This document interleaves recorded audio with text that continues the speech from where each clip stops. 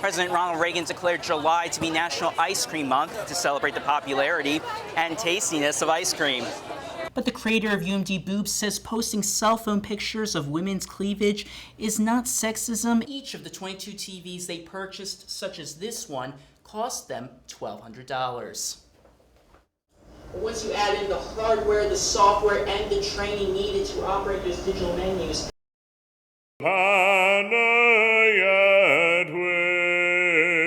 As the U.S. celebrates its 237th birthday, that I will support and defend 30 people from 21 countries, the Constitution and laws of the United States of America, became U.S. citizens. Congratulations. Among them was Ashraf Mokhtar from Egypt. I'm so proud I'm a USA American citizen. I'm wished to do my promise to be a good citizen. And Jacqueline Fry from the United Kingdom. It's been hard. It's been a long, long road, but it's good. I'm happy. The end of that long road was a ceremony presided over by U.S. Treasury Secretary Jack Lew, who led the recital of the Pledge of Allegiance. I pledge allegiance to the flag. A first-generation American whose father immigrated from Poland, Lew praised his new fellow Americans for overcoming challenges to become U.S. citizens. And we're celebrating all of you, not only for what you have given, but for what you will continue to give this country. What these new Americans have given is years of hard work, mastering the English language, studying U.S. history and government, and for many, waiting with uncertainty. But Herbert Crooks from Panama says he knew this day would come. Deep down inside, I always felt I was American. This is a dream come true. Finally, I've done it. As Americans celebrate another year of independence, these 30 new U.S. citizens are joining the celebration. Brandon Goldner for VOA News, Washington. As soon as she heard this music, Patricia Joseph knew she had to dance. I've always felt like dancing when I hear this kind of music, and I've always felt restrained, but this was so liberating. This is such an unusual venue that we're going to spend most of the day here. The song is unusual too. It's sung in a language slowly disappearing. It's all part of the Smithsonian Folklife Festival, an annual celebration of world cultures on the National Mall in Washington. One focus this year is a few of the 2,500 languages from around the world expected to disappear by the end of the century.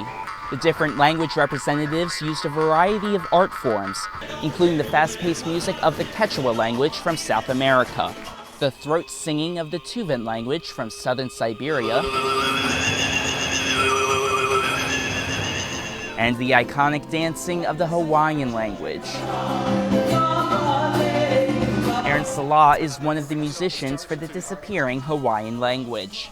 It's a great experience to be with other cultures who are working to, preserve and ensure the survival and thriving of their languages. Maryland resident Elizabeth Osler says this festival, with its artifacts and music, allows Americans like herself to learn about the different cultures around the world.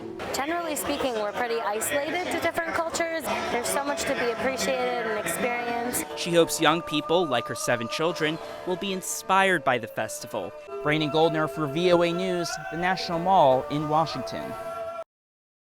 On your marks. I scream. Get set. You scream. Go to the ball.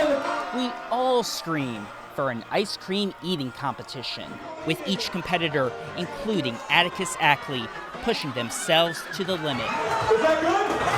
Ladies and gentlemen, our first winner! Like most athletes, he's a man of few words. How does it feel? I don't know. What Atticus does know is this contest is how Washington is celebrating National Ice Cream Month. President Ronald Reagan declared July to be National Ice Cream Month to celebrate the popularity and tastiness of ice cream. It originates from a 1984 presidential proclamation designed in part to promote the ice cream industry.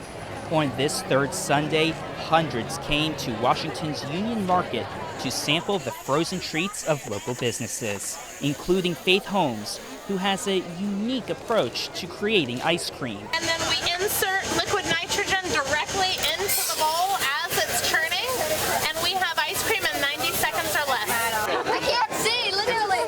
Oscar Saravia says it's important to designate a day and a month for ice cream. Because it tastes good and, well, it has a lot of flavors and different ways to taste it. Holmes says it's also important to recognize the emotions triggered by ice cream. Ice cream is such a happy food. It brings people so much joy. Consuming all this ice cream, Atticus and Oscar might prefer vegetables instead of ice cream for the next few days.